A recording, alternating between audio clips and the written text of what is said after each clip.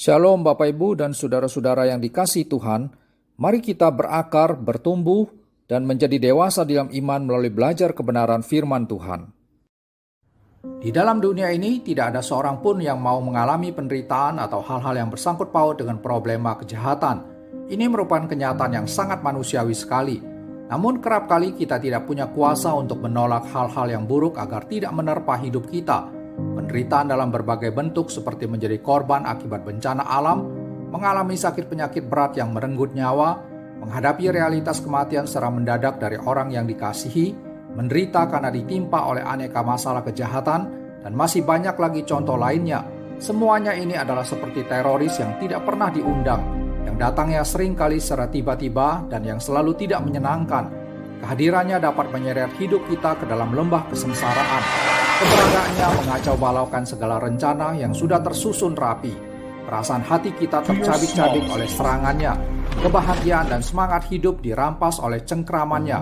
Betapa tidak berdayanya diri kita tatkala berhadapan dengan penderitaan yang disebabkan oleh problema kejahatan. Ketika masalah kejahatan menyentuh kehidupan kita secara personal, maka hanya ada dua pilihan yang terbuka bagi kita dalam menghadapi penderitaan itu. Kita akan menghadapinya bersama dengan Allah atau tidak bersama dengan Allah. Kita perlu menyadari bahwa hidup ini dirajut oleh serangkaian pilihan. Pilihan-pilihan tersebut menentukan arah dan kualitas hidup kita. Philip Yancey dalam bukunya Di Manakah Tuhan di Saat Kita Menderita, halaman 65-66 mengatakan, jika sesuatu yang buruk terjadi pada diri kita dan kita tidak memiliki kuasa untuk mengontrol tragedi yang menimpa kita masih dapat memilih sikap dalam bereaksi. Kita dapat tenggelam dalam kepahitan dan kemarahan akan ketidakadilan hidup, atau kita dapat mencari sesuatu yang baik yang timbul dari penderitaan itu. Pilihan untuk bereaksi ada di tangan kita, dan pilihan tersebut hanya terbagi dalam dua kategori, yaitu bereaksi secara negatif destruktif atau secara positif konstruktif. Jika kita meresponi penderitaan dengan sikap yang negatif, misalnya meragukan kuasa dan kasih Allah, kecewa, marah, sinis terhadap Tuhan, menyalahkan Tuhan, menjadi pesimis hingga kehilangan pengharapan dan lain sebagainya, maka akibat destruktiflah yang akan melanda.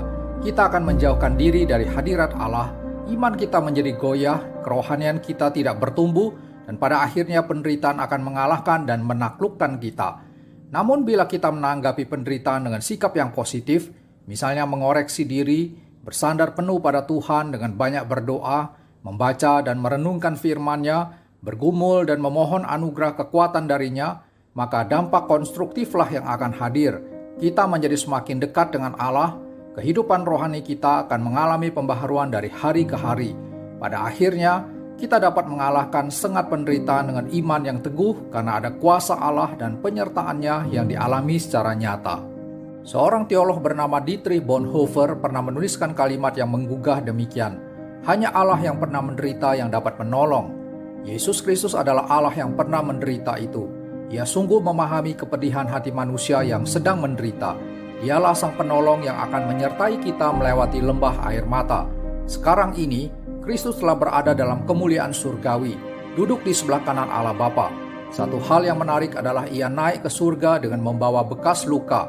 Yohanes 20 ayat 20 dan 27, Wahyu pasal 5 ayat yang ke-6. Apa signifikansi kehadiran Kristus dalam surga dengan tubuh yang ditandai dengan bekas luka? Paul Brand dan Philip Yancey dalam buku Sesuai Gambarnya, halaman 336 menjelaskan maknanya berikut ini. Mengapa Kristus mempertahankan bekas-bekas lukanya? Ia bisa saja memiliki tubuh yang sempurna atau tanpa tubuh ketika ia kembali ke kemuliaan surgawi. Namun ia memilih membawa kenangan kunjungannya ke bumi untuk mengingatkan akan waktu-waktunya di sini. Ia memilih bekas luka.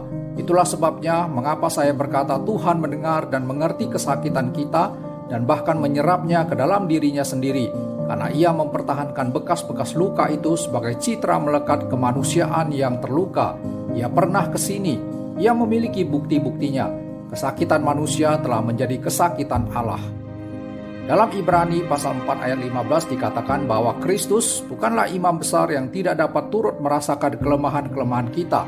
Pernyataan ini sangat benar. Yesus Kristus adalah Allah yang memiliki pengalaman hidup manusiawi. Pengalaman tersebut tidak didapatkan dari sifat kemahatauannya sebagai Allah, tetapi dari detik-detik perjalanan dan pergumulan hidupnya selaku manusia sejati. Kristus naik ke surga dengan bekas luka adalah supaya ia dapat menjadi imam besar yang benar-benar mengerti dan peduli terhadap pergumulan hidup manusia. Ia mengerti untuk peduli dan ia peduli sebab ia mengerti. Karena dia pernah merasakan berbagai pencobaan dalam hidupnya, maka dia dapat menolong mereka yang dicobai.